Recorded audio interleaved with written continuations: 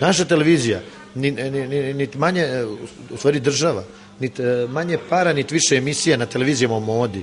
Kao, ako ne kupite ove cipele, nećete biti in ovog leta, a cipele koštaju 400 eura. I onda klinka krene u prostituciju, ne u prostituciju, krene ta Zorišica, nađe nekog kriminalca, da se kara s njim, da bi ona zaradila to, da kupi te cipele, da bude in. I na kraju postane kurva. Pazi, ali to je tako.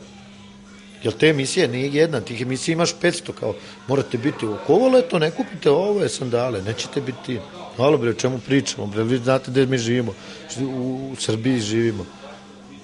Malo mi je to ono, to bi ja sve odo kod mene na selo tamo da kopa, dao bi im samo vode da piju i leba da jedu.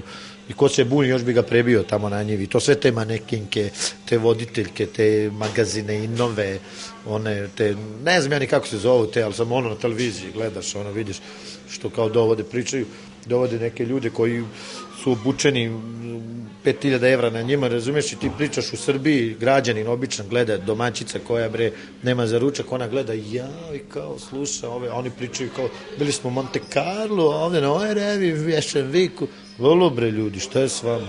Treba bre sve pozatvarati, to u zatvor treba voditi sve. Malo sam ekstreman, ali šta mogu, takav sam.